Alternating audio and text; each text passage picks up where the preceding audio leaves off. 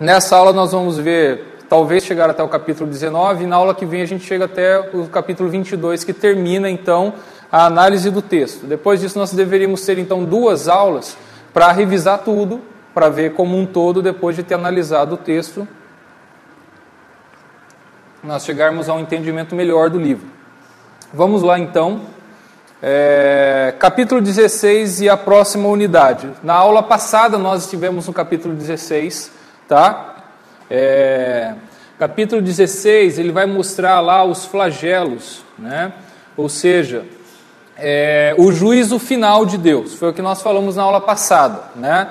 O capítulo 16 mostra os flagelos sendo derramados sobre os homens, sobre as pessoas que vivem longe de Deus e não se arrependem de seus pecados. Pelo contrário, blasfemam contra Deus. E estou enfatizando isso porque não só fala que foi sobre os homens, mas que depois dos flagelos, pelo menos umas 2 ou 3 vezes no capítulo 16, diz que os homens não se arrependeram. Então ele insiste em falar isso. Deus mandou o juízo final, né? E foi assim, já foi avisado no capítulo 15, não tem mais o que fazer. Agora é juízo final mesmo, né? Então acabou a conversa, acabou a história, foi o juízo final. E aí, os homens, em alguns versículos do capítulo 16, vem falar que os homens não se arrependeram, né? Deixa eu ver se eu já pego alguns aqui. Aqui, ó. Blasfemaram o nome de Deus, esse é o 16:9, que tem autoridade sobre os flagelos, e nem se arrependeram para lhe darem glória. Isso foi no 4º flagelo. E vai o 5º, o 6º, né? E até o 7º flagelo. Veja o 7º flagelo, que seria a 7ª taça, na verdade, né? Porque aqui você vê, por exemplo, que a ênfase não é nem em ter um flagelo, uma coisa terrível. Tudo bem que tem terremoto e tudo mais, mas vem falar da vitória, né? E aí vem falar que caiu os céus e tudo, e termina então, os homens blasfemaram de Deus porquanto o seu flagelo era sobremodo grande. Vamos abrir as janelas, está começando a esquentar, né? Se alguém puder depois abrir lá atrás para ver se a gente circula ar. Obrigado, Silvio. Então, esse é o capítulo 16, mostra aí as taças da ira de Deus, os flagelos sendo derramados sobre os homens. E a gente vai começar o capítulo 17, né? Os capítulos 17 e 18 mostram o julgamento de Deus sobre os sistemas do mundo, sobre os poderosos que comandam o mundo e promovem morte, destruição e injustiça. Aqueles que se beneficiam das perversões do sistema do mundo lamentam o fim desse sistema. Reis e mercadores, a gente vai ver um bloco grande, lá no capítulo 18, os versículos 9 a 20, fala que os poderosos, os mercadores, lamentam a queda da Babilônia, né? A queda da grande meretriz, porque ela era riquíssima e eles ganhavam com essa riqueza, eles comercializavam e eles lamentam tudo isso. E o 19 mostra o julgamento dos poderes espirituais que estão por trás de tudo isso. A força que tenta influenciar os poderosos e os homens comuns para se rebelarem contra Deus. Então o capítulo 16 mostra Deus mandando seu juízo sobre os homens, sobre os seres humanos, vamos dizer assim em geral. O 17 e 18 mostra o sistema mundial que promove a opressão contra a igreja. E o 19 vai mostrar o julgamento sobre os poderes espirituais que estão por trás disso. Tá? Então é essa sequência que a gente está vendo, que está caminhando aí, e é o julgamento final de Deus. Lá no capítulo 15 já foi falado, agora não tem mais demora e não tem mais o que ser feito. Agora é o juízo, e o 16 mostra o juízo sendo derramado, porque agora não tem mais perdão, vamos dizer assim, agora é julgamento. Diferente do que nós vimos anteriormente, que as coisas foram parciais. Deus mandou julgamento parcial, ou seja, 1/3 dos homens morreram para levar os outros a se arrependerem e tudo mais. E a gente caminha aí então para o capítulo 17. Vamos ver o capítulo 17 só um pouquinho. Tá? E é interessante aqui o seguinte, ó. Vou começar a ler aqui o 17. Aí ele tem muito... Deixa eu pegar outra Bíblia, que aqui tem muito comentário. Esse aqui também tem, não adianta muito. Então vamos com essa mesmo. Vamos com a revista atualizada. 17. Só percebam que aqui embaixo é mais comentário. Aqui aqui é a chamada para as notas que estão ali, tá?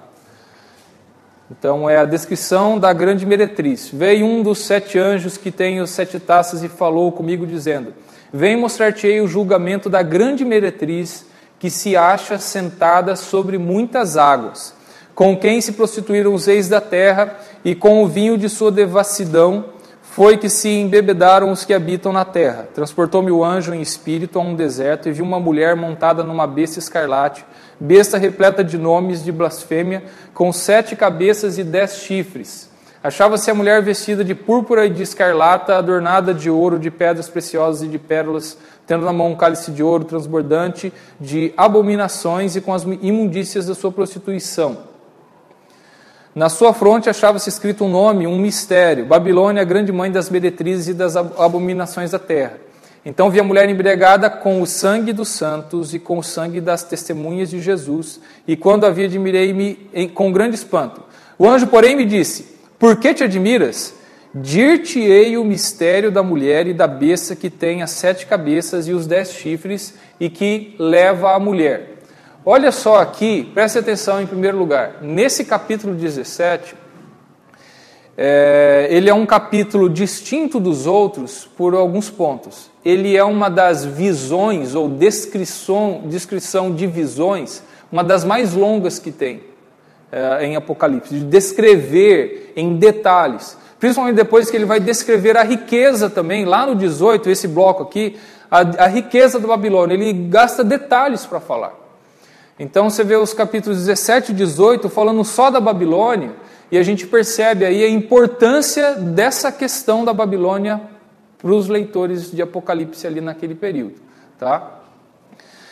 E outra coisa interessante é o anjo, João tem uma visão, vê aquilo, e o anjo fala: eu vou te explicar tudo que você está vendo. O que não acontece normalmente nos outros capítulos. Às vezes tem uma descriçãozinha ou outra. Agora aqui, tudo é interpretado e tudo é explicado, o que significa cada coisa. Tá? Então o que acontece? O anjo vai explicar quem é essa mulher, os detalhes de cada coisa que se fala sobre ela, e vai explicar quem é a besta e os detalhes dessa besta. Então o anjo fala: eu vou te explicar o mistério e tudo mais. E aí, se você seguir o capítulo 17, vai ver que ele vai começar a descrever aqui, tá? A gente não vai ler tudinho, eu vou dar apenas um resumo desse capítulo para a gente não gastar muito tempo. A gente não tem muito tempo. O enfoque é o julgamento da grande meretriz, a Babilônia. Tá? Ele cita que é uma prostituta e é a Babilônia. Tá? Vamos seguir. Assim como o anticristo, a besta, que é a besta que emerge do mar, é uma caricatura do Cristo, também a meretriz é uma caricatura da mulher que gera um filho varão, ou seja, do povo de Deus, da igreja. Assim como a meretriz, porque vocês lembram da mulher que estava grávida, que se achou no deserto, que foi levada para o deserto e tudo, ela estava vestida de tal forma. A descrição da grande meretriz parece que está repetindo, vamos dizer assim. A meretriz está no deserto, é descrita a vestimenta dela, né? Então você tem alguns lances nos 2 textos que eles parecem paralelo.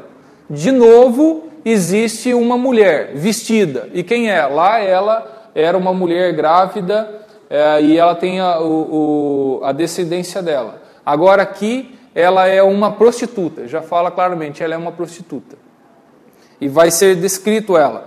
Ela é uma caricatura do que é a igreja. Essa daqui é a grande Babilônia, que é uma cidade. Ela está em contraponto com a Nova Jerusalém, que é a cidade do povo de Deus. Então, você tem esse contraste sendo colocado aqui, né? E ela é uma prostituta também em contraste com a santidade, né? A virgindade da igreja, que é a noiva de Cristo. Então você tem todos esses paralelos aí no texto. A besta está para emergir do abismo. Veja no 17:8. A besta que viste era e não é, está para emergir do abismo. E são alguns detalhes como esse que o pessoal vê em questões do como conciliar todas as coisas. Porque vá lá para capítulo 11, versículo 7. Alguém leia, por favor.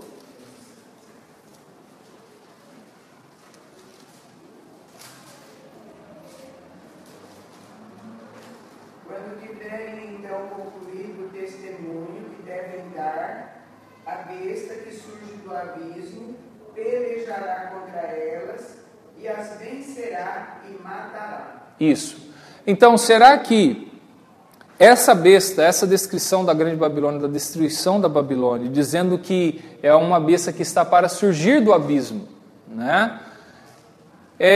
É um conto paralelo lá ao capítulo 11, que está falando das duas testemunhas. Inclusive, a besta vai vir e vai destruir as duas testemunhas, depois elas vão ressuscitar. As duas testemunhas representam a igreja, nós já vimos isso nos capítulos lá. Então, e eu estou colocando isso de novo para insistir, não tente ler Apocalipse em ordem cronológica, porque você não tem condições de fazer isso. Não é possível, não existe uma ordem cronológica em Apocalipse que você consiga. O que você consegue ver é a mesma história sendo contada de focos diferentes, de pontos diferentes, mostrando, humanamente falando, é isso que está acontecendo. As pessoas estão perseguindo vocês. De um outro lado, existe um sistema todo, que é o anticristo e o falso profeta, que está atacando vocês. Por uma outra forma, na verdade, quem está por trás deles é o diabo, que está furioso, porque ele tentou uma guerra no céu, não conseguiu, só veio 1/3 dos anjos, e ele desceu, está furioso, está tentando destruir a igreja. Então são enfoques diferentes da mesma batalha que está acontecendo. Então, agora, se você ficar tentando, tem essa batalha aqui, isso daqui, depois desses flagelos aconteceram essas coisas, depois aconteceram essas coisas, depois aconteceram essas coisas, você não vai achar uma lógica. E esse é o perigo, às vezes, de nós termos tantas interpretações de Apocalipse, e às vezes até por isso que as pessoas veem Jesus voltando mais de uma vez. Aí que você tem, como a gente falou, do pré-milenismo, né? Jesus vem, tem um arrebatamento, daí vai ter 3 anos e meio, depois mais 3 anos e meio, depois Jesus vem de novo, existe um outro arrebatamento, ou não arrebatamento, uma batalha final. Então você tem todas essas dúvidas, esses problemas, quando o pessoal tenta colocar isso de uma forma cronológica. E quando você começa a olhar para Apocalipse e ver que nos capítulos anteriores já se fez o juízo final. Inclusive já foi anunciado, caiu a grande Babilônia. Já foi escrito lá no capítulo 15 que ela caiu. Agora nos 17 e 18 está falando só da Babilônia, que bom, deixa eu focar para vocês agora como foi a queda da Babilônia. Então é isso que está sendo colocado aqui. Entendam dessa maneira. Então, assim como a besta que está para surgir do abismo, talvez é a mesma lá que está lá no capítulo 11, dizendo, ela surgiu e foi e perseguiu a igreja. Tá? Vamos continuar. É Roma. É Roma. E a gente vai ver isso daqui explicitamente. E aí que está, ó. O anjo começa a interpretar. Tá? Ele começa a explicar o que é. Inclusive, ó, é uma prostituta sentada sobre muitas águas, você vê no 17:1, está falando que ela está sentada sobre muitas águas, e olha o que fala o 17:15, ele já interpreta para você. Alguém leia o 17:15, por favor. Disse-me ainda, as águas que vistas, onde se assenta a prostituta, são povos, multidões, nações e línguas. Isso, então ele já está explicando, as águas não é um rio, realmente são povos, nações e línguas. E Roma era ali a capital do mundo inteiro, do mundo conhecido ali, né? Os reis da terra se prostituíram com ela. Os reis da terra fizeram um comércio, acordo. Sentada sobre uma besta, e vai ser explicado, né? Aqui está só descrevendo a prostituta e a gente vai ver cada uma dessas explicações. É uma prostituta vestida de púrpura e de escarlata, adornada de ouro, de pedras preciosas. Aqui está descrevendo, são os versículos aí do 17, tá? Nós já lemos até isso daí. A mulher, na sua fronte, achava-se escrito um nome, um mistério, Babilônia Grande, a mãe das meretrizes e das abominações da terra. A tradução dessa frase, desse versículo, ela é um pouco complicada, porque a palavra mistério aqui, gramaticalmente tem formas de se colocar, na verdade, escrito um nome. Aí o nome começaria mistério, Babilônia Grande. Inclusive, vejam aqui em 2 versões de Bíblia. Deixa eu voltar aqui, ó. Cadê 17? Cadê Babilônia? Aqui, ó, versículo 5, né? Olha aqui no 5. Essa daqui é a revista atualizada. Um nome, vírgula, um mistério, 2 pontos. Começa o nome, Babilônia. Olha aqui a revista corrigida. Estava escrito o nome, 2 pontos. Mistério, a grande Babilônia, a mãe das prostituições. Então você tem 2 versões de Bíblia, a revista atualizada e a revista corrigida, que elas traduzem diferente, elas interpretam diferente. Elas colocam o mistério já como o começo do nome que está na testa da prostituta. Porque gramaticalmente é difícil interpretar no grego exatamente onde está começando o nome. Ah, é? Como é que está falando aí? Ela fala assim, estava escrito um nome simbólico, a grande Babilônia, a mãe das prostituições. Ah, então, um nome simbólico, né? Aí você tem diferentes traduções, aí você tem os tradutores que têm que tomar uma decisão quanto à forma de traduzir. Agora, qual é a questão aqui? Eu não vi ninguém colocar alguma ênfase na questão do mistério, vamos dizer assim. Porque eles veem muitas vezes como lado simbólico, um símbolo, vamos dizer assim. Nada como, vamos tentar decifrar esse mistério aqui. Ninguém está preocupado em decifrar mistério, porque ele já está falando o que é. A ênfase aqui que o pessoal vê, deixa eu ver se eu coloquei na projeção, que é interessante, é por que ela está com isso na testa.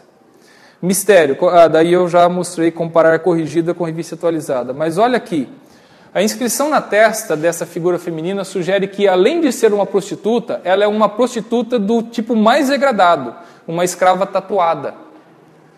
Aí aqui tem a referência de um livro, fala sobre tatuagens e marcas na época antiga, no grego romano, e ele vai explicar que você tinha escravos comuns, vamos dizer assim. Tinha gente que era escravo, mas ele vivia livre, ele não era preso, não tinha nada disso. Ele servia, o seu senhor lembra de José do Egito, que ele era um escravo de Potifar. E aí, para ser escravo, ele era administrador, mandava na casa, fazia tudo, podia até ter o próprio negócio dele se quisesse, como existem documentos antigos que mostram isso. Agora, existiam escravos que eram mais limitados, e principalmente prostitutas, que às vezes elas eram presas, né, amarradas e eram colocadas na feira para ser vendidas como objetos, né? E o pior tipo, que era o tatuado, tipo assim, era para falar assim, você é propriedade minha e eu quero expor para todo mundo que você é propriedade minha. Então era o pior tipo de escravo que podia ter, é o que era tatuado, porque era uma marca que não tinha mais como sair, né? Marca de propriedade antes era os piercings, os brincos, brinco no nariz, brinco na orelha, vários tipos de brincos eram usados naquela época. Você vê que isso não era um sinal de escravidão somente, você vê que o servo de Abraão, quando vai pegar a Rebeca, ele coloca um anel no nariz dela como sinal de que, olha, o meu senhor quer que você se case com o filho do meu senhor. E eu quero fazer um compromisso. Então isso era algo comum, as mulheres se adornavam muito naquela época. Vamos adiante.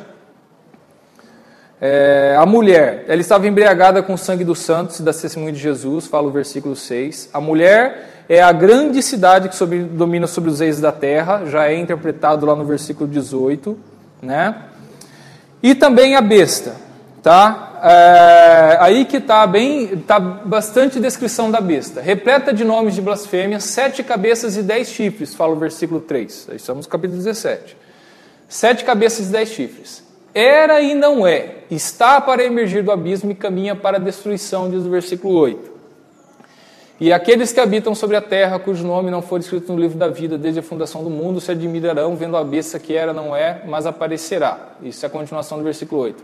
As 7 cabeças, aí ele começa a explicar o que são todos esses símbolos, o que é essa besta e que são os símbolos para ela.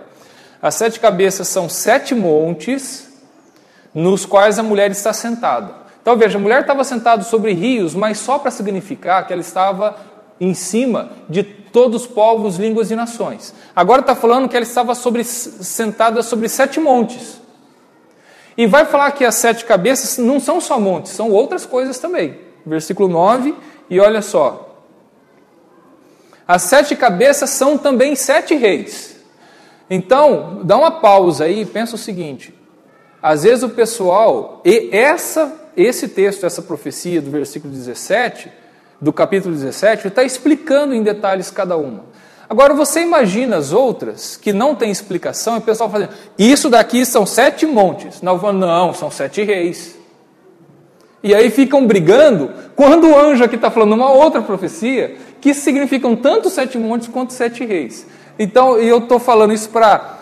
Toma cuidado, não é tão simples assim, ou não é tão fácil você bater o pé num ponto e dizer, é essa interpretação e acabou. Entendeu? E o pessoal gosta de fazer isso, né? As 7 cabeças são também 7 reis, dos quais caíram 5, um existe e o outro ainda não chegou. Então, 5, 6, 7, e o outro ainda não chegou. E quando chegar tem de durar pouco. Esse é o que diz o versículo 7. E a besta, olha só, a besta que estava com os chifres, né, é o 8º rei. É um 8º rei. Então, né, e procede do 7 e caminha para a destruição. Então, vamos tentar imaginar essa figura escabrosa aqui, né? O que está se mostrando? A besta, ela tem 7 cabeças e 10 chifres, né? E aqui está falando das cabeças, né? Mas o que acontece? Os chifres e as cabeças são símbolos do que ela representa. E ela representa que ela tem todo o poder desses outros que já se foram, desse que daqui a pouco vai ser, e ele vai surgir então com o poder de todos esses. Então é isso que ele está talvez tentando montar uma figura. O que está aqui, ou não é assim, olha, a besta está carregando esses chifres, essas cabeças, ela está demonstrando o que ela simboliza. Tudo isso, todo esse poder está sobre a besta, que é o 8º rei, ele é um 8º rei. Né? Depois das 7 cabeças, ele é um 8º, vamos dizer assim. Né? E caminha para a destruição, que nós já vimos aí. Né? Então veja que insiste em dizer que fala que caminha para a destruição, porque olha, vem esse monstro terrível, mas ele vai ser destruído. Saibam disso. Os 10 chifres, isso está falando das 7 cabeças, agora vai falar de 10 chifres. Ele tinha 7 cabeças e 10 chifres. Os 10 chifres que viste são 10 reis também, outros 10 reis, tá?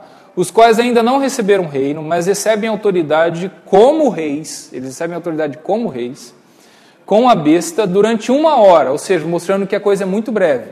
Eles têm um só pensamento e oferecem à besta o poder e a autoridade que possuem. Ou seja, esses outros 10 são outros 10 reis que vêm e dão a autoridade deles para essa besta. Ou seja, todo o poder está se concentrando nessa besta. Tá? E aí você entende que se a besta é aquele que toma conta do Império Romano, que é a Grande Babilônia, os 10 reis são os outros acordos, os outros reinos se juntando para dar um poder único para essa besta, para esse imperador, para que ele, como vai ser mostrado na história, eles tentem todos juntos destruir a igreja. Tá? Então é tudo isso que está sendo mostrado aqui, todo esse simbolismo que está sendo colocado, mostrando todo o poder econômico e mundial e mostrando todo o sistema do Império Romano se juntando numa figura que é a besta, que nós já vimos lá atrás no 666, que é o imperador. Tá? O 666 é o nome do imperador, né? De Nero César. Então ele é essa figura. Agora, você pode parar na figura. Então a besta é o imperador Nero. É o imperador Nero ou o que ele representa. Hoje você não tem mais o imperador Nero, mas quem representaria ele? Né? O que seria o poder mundial? E é aí que depois a gente vai para o lado da especulação daqui a pouco. Tá? O lado sensacionalista a gente vai mais para frente, daqui a pouquinho, não perca, nos próximos capítulos. Tá? Então, agora, estamos nos limitando ao texto. O texto está deixando isso muito claro. O anjo explica muito claramente para João. Deixa eu ver se eu tenho mais explicações aqui. Não, antes de ir para cá, o anjo está explicando muito claramente para João, olha, João, quem é a prostituta? A prostituta é a Babilônia. E a Babilônia é um codinome para Roma, para a cidade de Roma, que é a capital do império, que é o império mundial, está dominando o mundo todo. Ela está sentada sobre uma besta, sobre um monstro. Tá? Esse monstro é o imperador, que tem poder e autoridade, né? E ele recebe a autoridade de outros. E tem um grande problema aqui, uma grande discussão, para identificar quem são esses imperadores, porque 5 caíram, um existe, ou seja, o imperador atual é esse daqui, um outro ainda não chegou, e quando ele chegar vai ser coisa rápida, vai reinar por pouco tempo. E essa besta que eu estou explicando para você é o que vem depois dessa turminha aqui. É o 8º rei. Esse daqui é a besta. Tá? A gente vai ver o que a gente pode entender o que João estaria falando para o povo daquela época, o que isso pode significar. Tá? Então, agora, se limitando ao texto, é isso que foi explicado. Agora a gente vai interpretar isso, né, diante do que foi explicado do texto em si. Mas vamos adiante só. A gente praticamente vê na descrição da besta e da mulher, nós cobrimos o capítulo 17 inteiro. Só sobrou esses 2 versículos que não estão na descrição deles. O versículo 14, pelejarão eles contra o Cordeiro, e o Cordeiro os vencerá, pois é o Senhor dos Senhores e Rei dos Reis, vencerá também os chamados eleitos e fiéis. Então, todo o poder é dado à besta, e eles se juntam, fazem tudo aquilo para pelejar contra o Cordeiro e a sua igreja. Versículo 16, os 10 chifres que viste a besta, esses odiarão a meretriz, olha só. A farão devastada e despojada, e lhe comerão as carnes, e a consumirão no fogo. Versículo 17, porque em seu coração incutiu Deus que realizem o seu pensamento, o executem a uma e deem à besta o reino que possuem, até que se cumpram as palavras de Deus. Isso está lá no final do capítulo 17, mostrando o seguinte: Deus vai fazer com que os reis destruam a mulher, a prostituta, com que eles próprios provoquem a destruição do Império Romano. Tá? Então eles vão se levantar contra o Império Romano, e aí alguns vão falar que aqui está sendo descrito realmente a destruição, a queda do Império Romano, o que aconteceu. Mas vamos lá. Capítulo 18. Vejam lá o capítulo 18, que daqui a pouco a gente vai interpretar tudo isso.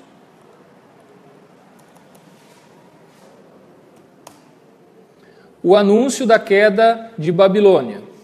Depois dessas coisas, vi descer do céu outro anjo que tinha grande autoridade, a terra se iluminou com sua glória. Então exclamou com potente voz, dizendo: Caiu a grande Babilônia, se tornou morada de demônios, covil de toda espécie de espíritos imundos e tudo mais. E olha só aqui, já no 14:8 já foi falado isso. Alguém leia para mim, Apocalipse 14:8.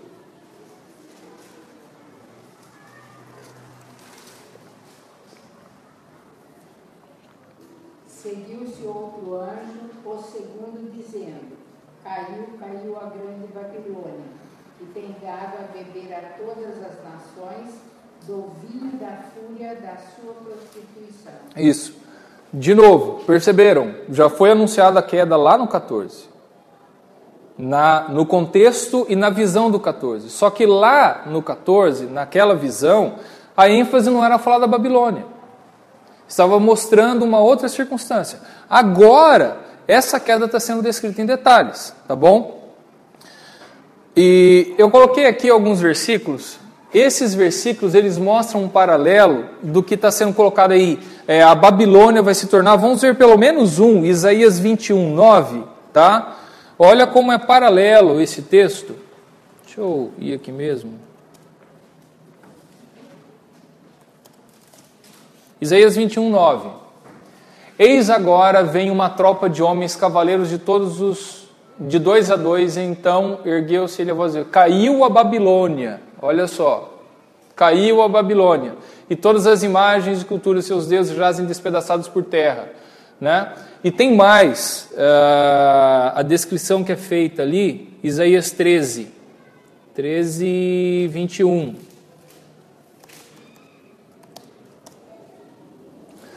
Porém, nelas as feras do deserto repousarão e as suas casas se encherão de corujas, ali habitarão as avestruzes e os sátiros pularão ali. Sátiros? O que deve ser, hein? Será que é hiena numa outra versão? Sátiros? Que bicho é esse? Ah, não, as hienas estão aqui. As hienas uivarão nos seus castelos e chacais, isso, aquilo, tudo, né? Então, essa descrição é o que está lá também, no 18, né? Caiu a Babilônia, como foi falado lá em Isaías também, se tornou um covil de toda espécie de espírito imundo, esconderijo de aves imundas e detestáveis e tudo mais. Então está sendo descrito aí. E veja, vamos agora, olha o versículo 4, advertência para o povo de Deus.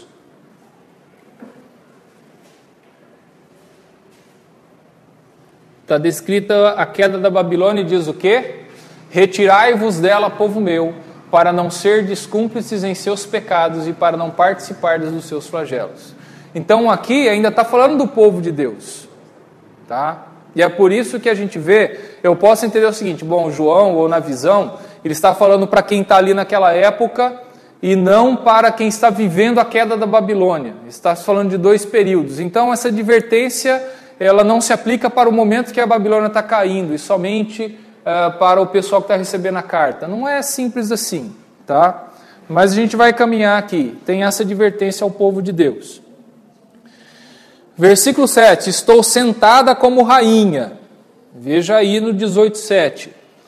Né? Final do 7. Porque ela, a Babilônia, diz consigo mesma, estou sentada como rainha, viúva não sou, pranto não hei de ver, mas você vai ver que ela é destruída de uma vez.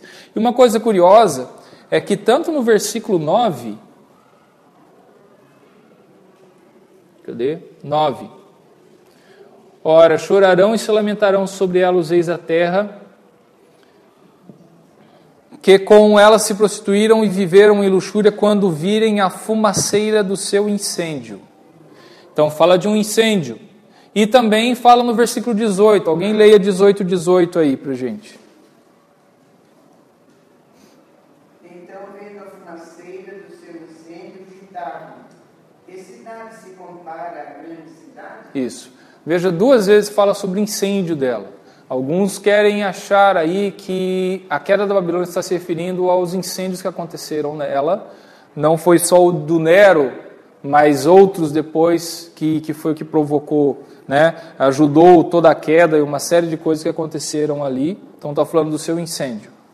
Agora, versículos 9 a 20 enfatizam o comércio e a riqueza que foi gerada na grande cidade. Tá? Se você pegar esse bloco todo aqui, do 9 até o 20, você vai ver que fala tanto, olha, ele especifica tanto do material, ó, todo gênero de objeto de marfim, qualidade de móvel, madeira preciosíssima, bronze, canela de cheiro, especiarias. Então, fala-se muito, tá? Da parte comercial. Os mercadores destas coisas, que por meio delas se enriqueceram, conservar-se-ão de longe pelo medo do seu tormento, chorando e pranteando. Então veja que está sendo dito que ela vai se agonizar em destruição, e o pessoal também vai lamentar, que pena que a Babilônia está sendo destruída, porque a gente ganhou muito com isso. E ele está mostrando todo o comércio se prostituindo com essa prostituta, porque eles não queriam saber se ela estava massacrando os santos, se ela estava destruindo vidas, se ela estava cometendo injustiça. O que importa é que a gente está ganhando dinheiro. E isso que dá um baita de um sermão para falar dos dias de hoje. Tá? E isso que pega muito hoje, que aí sim a gente poderia falar muito da nossa Babilônia de hoje, né?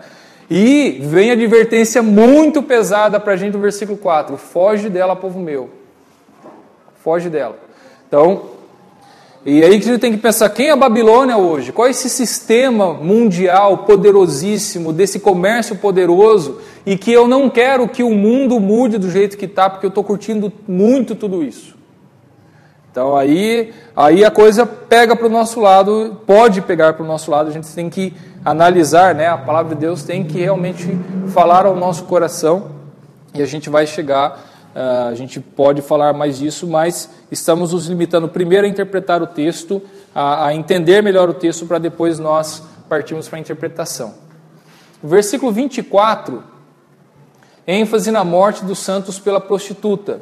Alguém leia já o 18:24 e veja que aqui vai ser falado de novo. Eu gostaria que alguém abrisse também o 17:6, que nós já vimos, e o 19:2. Tá? Então, o 18:24, alguém leia primeiro, depois outro leia o 17:6 e outro 19:2, por favor. E nela se achou o sangue dos profetas e dos santos e de todos os que foram mortos na terra. Isso. 17:6, por favor. Então vi a mulher embriagada com o sangue dos santos e com o sangue das testemunhas de Jesus. E quando a vi, admirei-me com grande espanto. Isso. 19:2, por favor.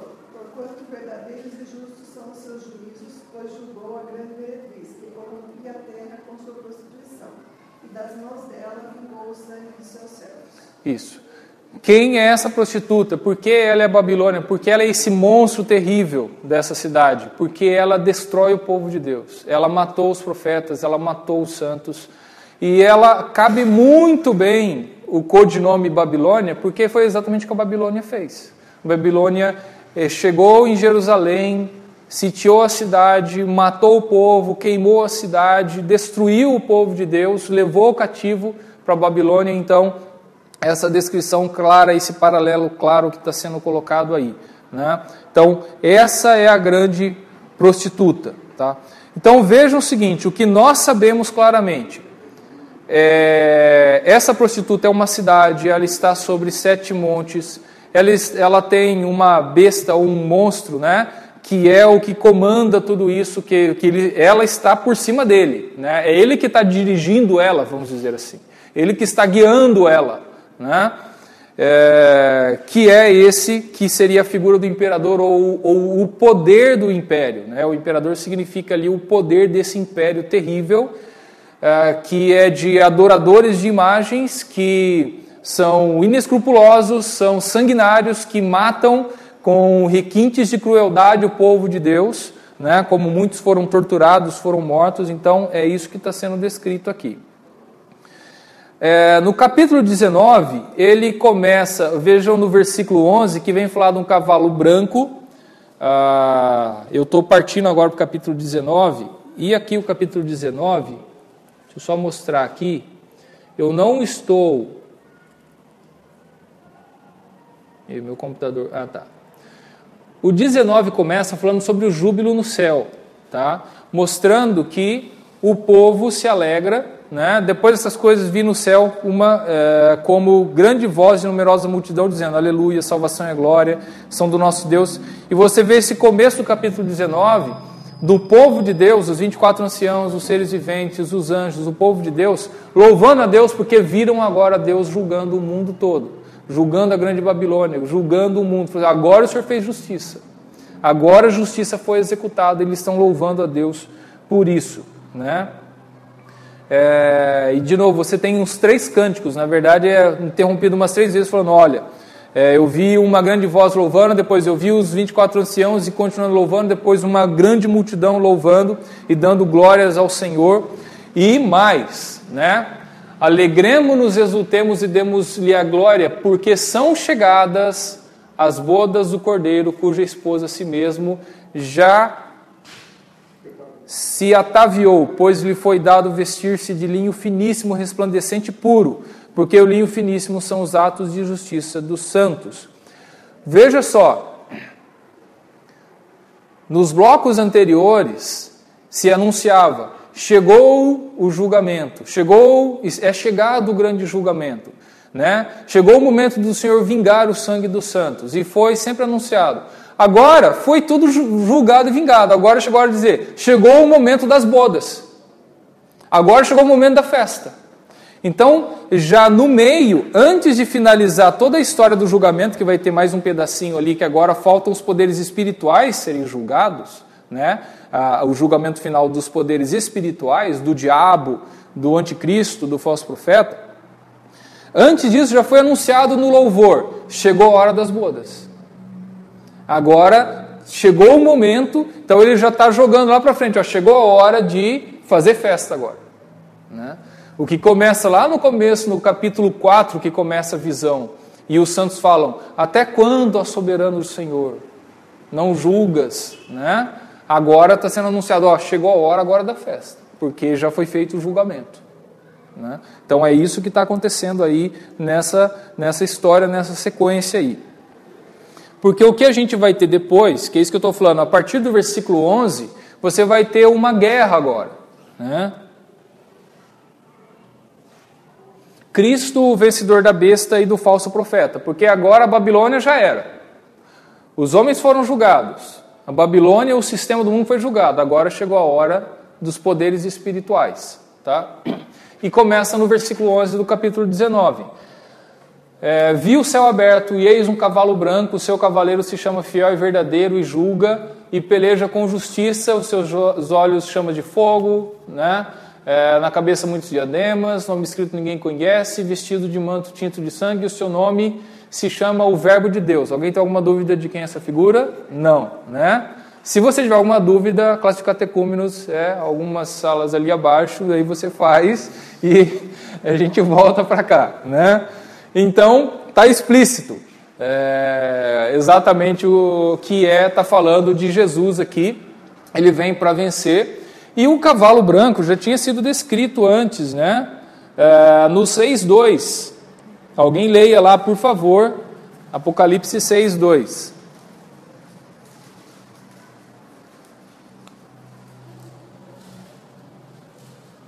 Então, e eis um cavalo branco e o seu cavaleiro com um arco. E foi-lhe dada uma coroa e ele saiu vencendo para vencer. Isso. Então já lá ele já está vencendo o Cristo, né? O vencedor. Mas aqui é a batalha final agora que está sendo descrita, tá? É a batalha final da história, vamos dizer assim, do mundo. Deixa eu ver aqui. Versículo 14. E seguiram-no os exércitos que há no céu, montando cavalos brancos, com vestiduras de linho finíssimo, branco e puro. Ou seja, o povo de Deus saindo com ele para essa batalha.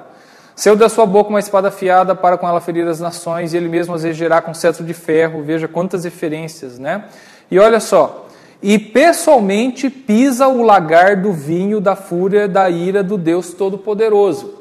E esse lagar já foi falado lá antes de derramar a ira sobre o mundo, sobre as pessoas.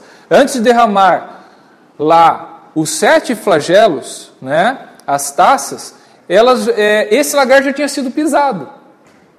De novo, por isso que eu estou insistindo sobre você não tentar olhar isso de forma cronológica. Por quê? Olha só, lá no capítulo 14, versículos 19 e 20. Alguém leia, por favor. Então o anjo passou a sua foice na terra, e vindimou a videira da terra, e lançou-a no grande lagar da cólera de Deus.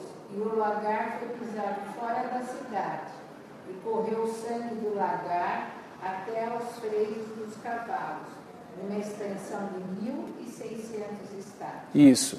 Então veja só, né, esse lagar aí, onde você pisa as uvas, que está sendo descrito aqui o lagar da cólera de Deus, o próprio Cristo, ele mesmo vai pisar, ou seja, para produzir mais vinho da ira de Deus, vamos supor, né? A gente viu na aula passada, isso é uma figura muito conhecida no Antigo Testamento, várias profecias, você também tem no Salmo 75 e no Salmo 11, falando sobre essa taça que está na mão de Deus, que está cheio de ira, e a figura é um vinho que te embriaga muito facilmente, e a figura toda que é montada é Deus dá o vinho para os poderosos da terra, para que eles bebam esse vinho e fiquem tontos, embriagados, aí ele vem com a espada e mata eles, né? Então é essa figura toda que é demonstrada. Jeremias tem uma descrição dessa figura muito detalhada, até em mais detalhes, eu diria, né? Vamos adiante. Pois não. Esse slide do lagarto de Cristo tem alguma coisa a ver com a crucificação dele? Não necessariamente, porque a crucificação, a gente poderia até achar um paralelo nesse sentido, mas seria muito mais, ele está pisando no lugar porque ele mesmo que está julgando, né, está produzindo, está preparando o momento de Deus julgar o mundo todo, vamos dizer assim, né? Essa é uma questão, eu não pensei nisso, dona Ema, e não vi nada nesse sentido, tá? Então tem mais a ver com a segunda vinda, com o julgamento. Sim, é o julgamento final, porque agora são os poderes espirituais que vão ser julgados, porque até o diabo sabe que ele tem um tempo para chegar ao julgamento. Você vê até os demônios falando, né, você é o filho de Deus, você veio antes do tempo para nos atormentar, porque eles sabem que tem uma hora que eles vão ser julgados finalmente.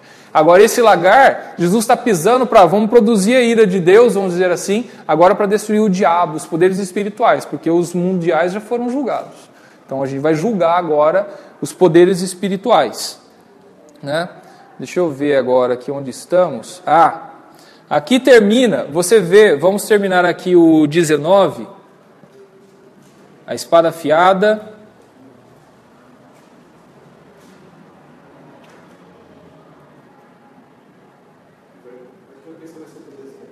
Oi?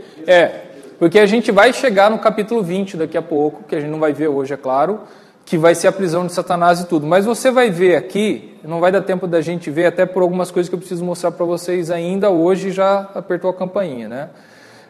Mas você vê, por exemplo, a besta foi aprisionada e com ela o falso profeta, tá?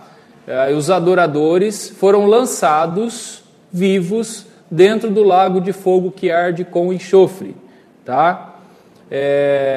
E os restantes foram mortos com a espada que saía da boca daquele que estava montado no cavalo. E todas as aves se fartaram das suas carnes.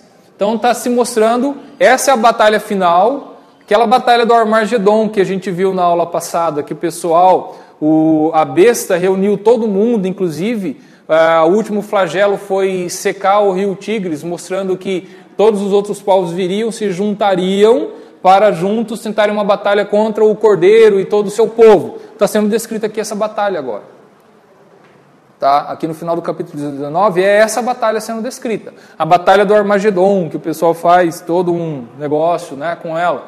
Essa é a batalha, porque o problema aqui, que aqui começa a parte de difícil interpretação, porque no capítulo 20 vai ser descrita de novo uma batalha, que seria então a batalha do Armagedon.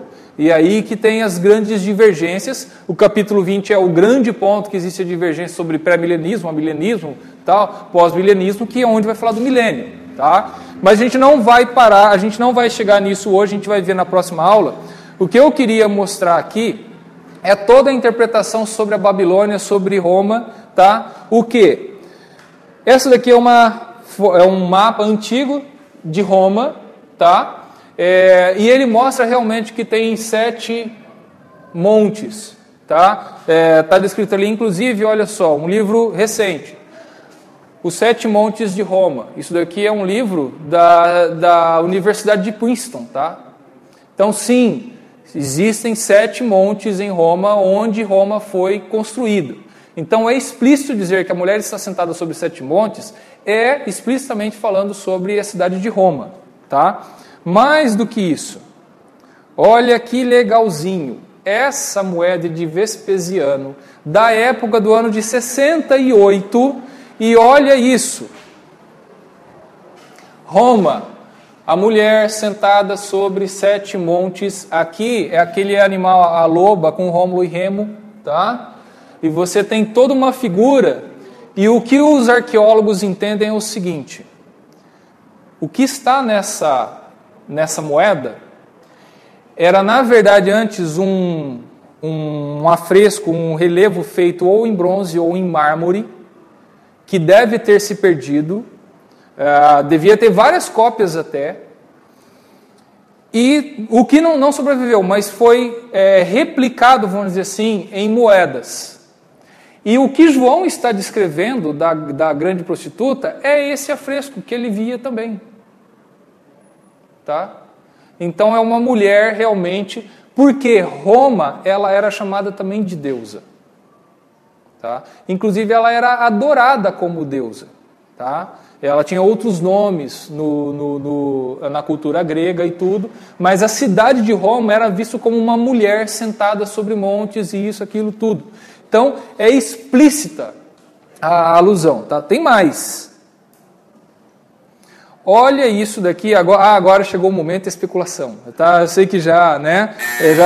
O pessoal está falando, vai embora, Nielsen, mas não percam, agora é a parte do sensacionalismo, entendeu? Né?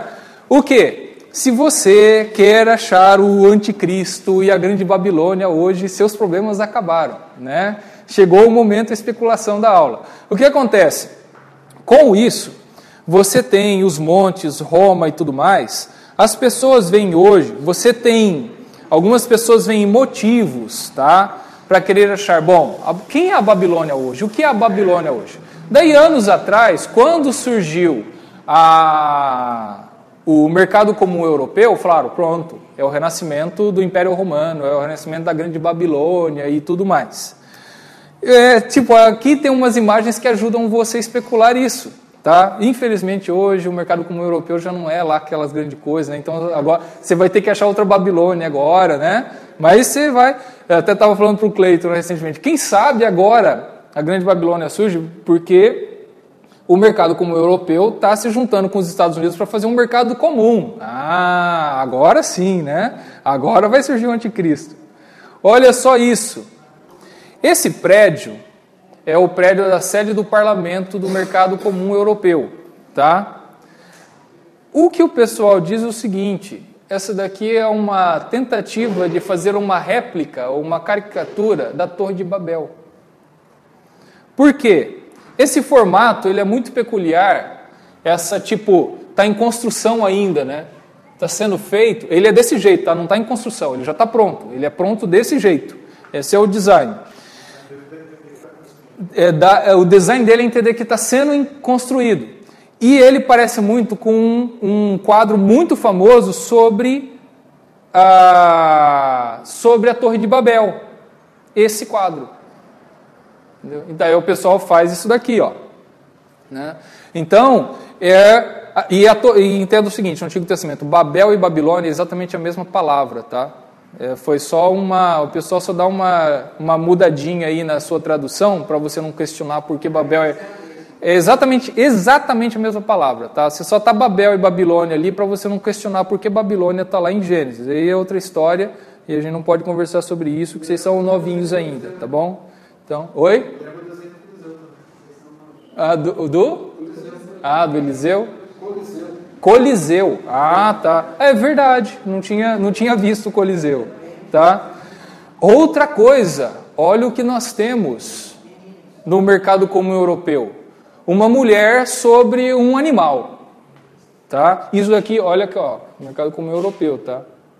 Isso não acontece só uma vez, tem em outro prédio também, tá bom? Uma mulher sobre um touro. Aí não é sobre uma besta, é sobre um touro.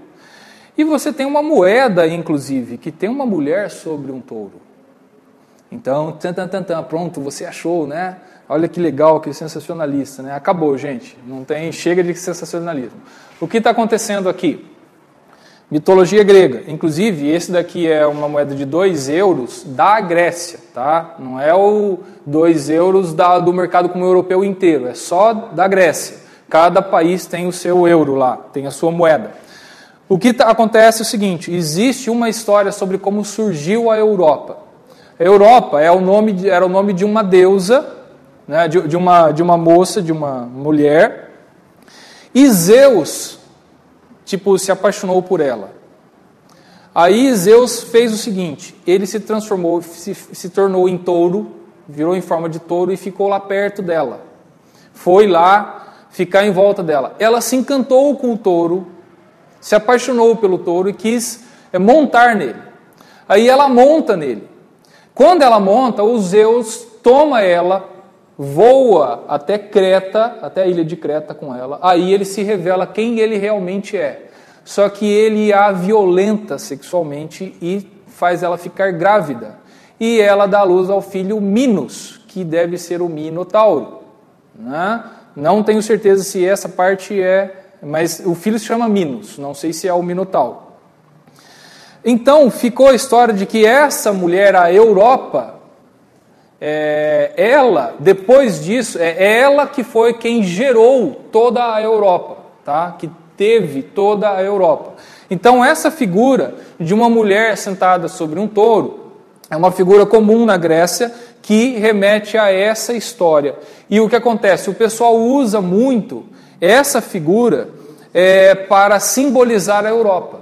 Aí você tem, eu vi mais umas, tem revistas e tem fotos, imagens de uma mulher montando num touro para simbolizar quem é a Europa. Então esse aqui é um símbolo da Europa. Tá? 12 estrelas?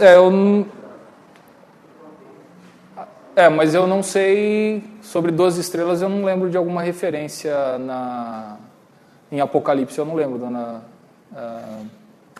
Dona Emma, eu não sei de nenhuma referência assim explicitamente, tá? Porque nós temos 10 chifres, temos 7 cabeças e tudo, mas os 12 estrelas eu desconheço, eu preciso até dar uma olhada nisso, tá? Mas vamos resumir aqui, que já estourou o nosso tempo. Vocês veem que se você precisar especular ou ver alguma coisa, o pessoal que precisa pegar as crianças, fiquem à vontade, por favor. Eu sei que tem que descer para pegar as crianças lá. Então, você pode ver, algumas pessoas tentam enxergar, hoje, quem é a Babilônia? Quem é a besta? Você pode especular, mas tome cuidado. Porque é aquele negócio, você pode ver, há anos atrás, tinha muita gente falando, não, é o mercado comum europeu. Aí hoje, o mercado comum europeu, de certa forma, parece relevante no meio mundial.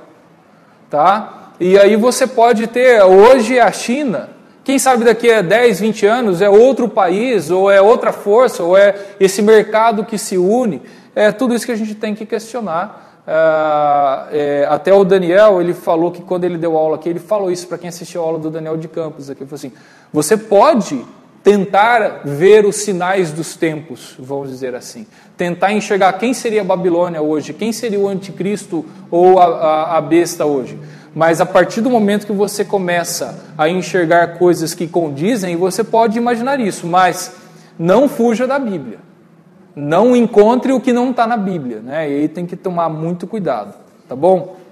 Vamos encerrar aqui. Semana que vem a gente deve passar os capítulos 20, 21 e 22, que é o fim de Apocalipse, tá? Fechar esse bloco. E aí nós vamos, nas últimas 2 aulas, dar uma olhada geral em Apocalipse e tentar fechar esse estudo, tá bom? Vamos ficar em pé?